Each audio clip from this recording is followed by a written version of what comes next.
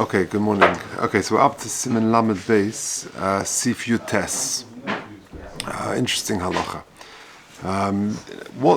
Many of you may have gone to the Ksivas Oisius of the Sefer Torah they gave on Sunday in Hendon Adas. So maybe if you wrote a letter, the Sefer will tell you before you started, you've got to write it L'Shem Kedushas Sefer Torah. So what about Tefillin? What have you got to do?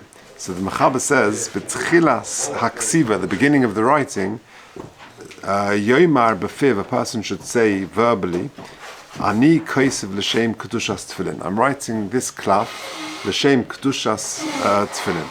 Milvad Zeh B'chol Pam Shekaisev Azkara. Aside from this, every time he writes the Shem Hashem, Tzorech Loimar Shekaisev L'Shem Kedushas Hashem. So that's two things he's got to say. At the beginning, before writing the parashas, he's got to say that he's writing it Ani Kaisev L'Shem Kedushas Tefillin. And then every time he writes the Shem Hashem, he's got to say, is Kaisev L'Shem Kedushas Hashem. Okay, we'll see the Ramah argues. Let's just do the Mishnah Berurah on that. But the Ramah says that you can think it. Yeah, sorry, go on, what was the question? For Torah, they also say two things, or they only say... We'll get there. Mitzvah Hashem, we'll get to Hilchos Sefer Torah. But I'm not entirely sure, but I think it's the same thing. When I was there on Sunday and when I wrote my letter, I also had to write L'Shem Kedushas Sefer Torah. Ani Kaisev Zeh L'Shem Kedushas Sefer Torah. So all the halachas exactly the same, I don't know.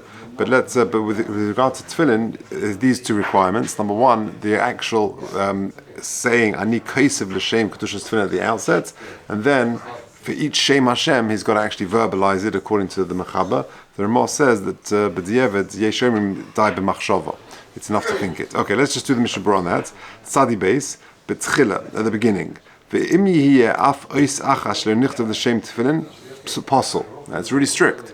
That even if there's one letter which is not written L'Shem Kedushas Tefillin, then it's apostle. V'loi mahani havoras kulmus lishma, and it doesn't help you to go over that letter and to redo it lishma. Doesn't help you. That's your idea, Reisha and Dalet. Utchilas Rotzelem. What does it mean at the beginning, at the outset of him writing? Tchilas kol haparshas yom. At the beginning of each parsha, he should say, Ani kaisev parshas eilu l'shem.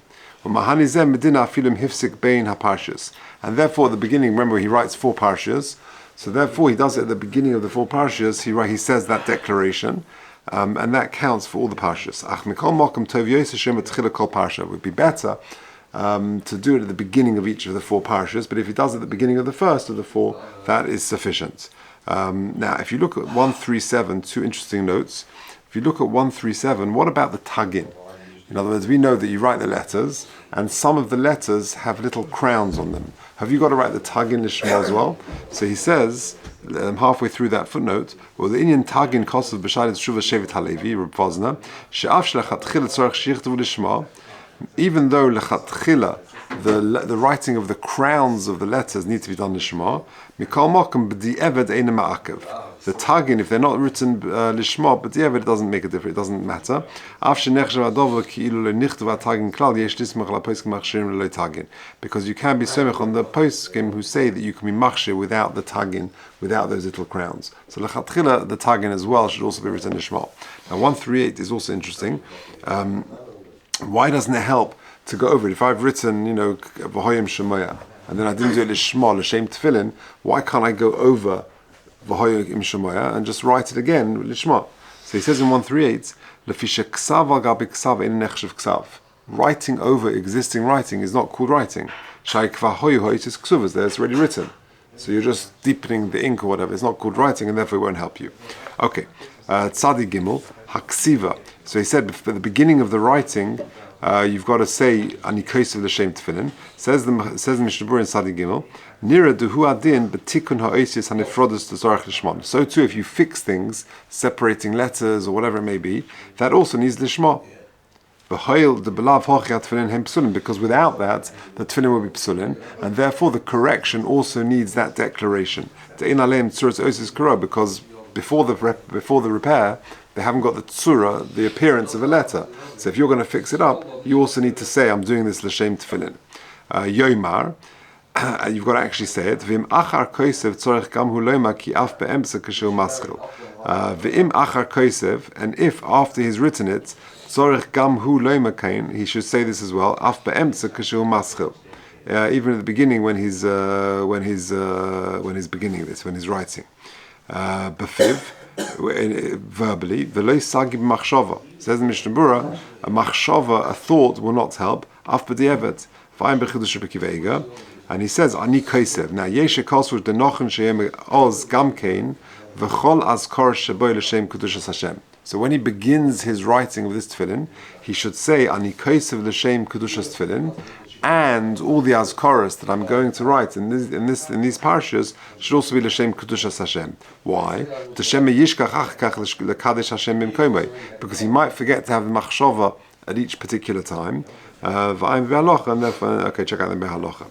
But kol pam v'im kaisev shtei azkaras b'lihefsek dai b'kiddush echad. And if he writes the two shemas of Hashem one after the other, then Ani Hashem Elokeichem, right? If he has one machshava for both words, that's sufficient. Okay, now the Ramah argues. Take a look at the Ramah. V'yesh omrim desagi b'machshava. Sorry, k'shemachashev shekosef haskaras lishmon. It's enough not to actually say it, but just to think it. However, since you said the initial declaration verbally, it's enough to subsequently just think all the machshavas of the writing Shem Hashem. V'yesh lehakel b'di'evet or chesheba lenamneim lo yichtov de'ena kosev b'kavana. If you start slumbering, the sofa is feeling very tired, then don't write because you're not going to write it with kavana. Says the Mishnah Berurah in Sadiches, b'tchilas haksiva shel kosev l'shem kedushas tefillin.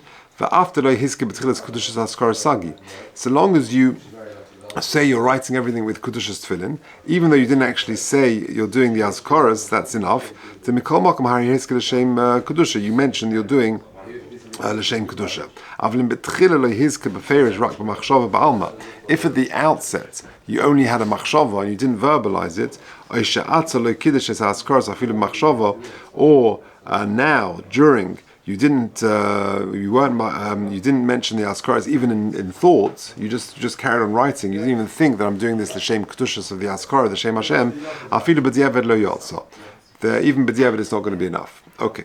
B'di'evet aval lechatchila. Even says the Mishnah Berurah, even the Ramah would say lechatchila tzorich lo b'ferish b'chol kam shekosev ha'askara l'shem kedushas. Even the Ramah would agree that lechatchila it's better to actually verbalize and say l'shem kedushas Hashem before every Shem Hashem that you're writing. Afilu im oma b'tchilas haksiva. Even if you say at the beginning, at the outset, v'chol ha'azkar sheboy, I'm writing this l'shem kedushas tefillin and all the azkaras, it's still better to say it at each stage. V'chein posku ha'achronim, and so too that is what the achronim say.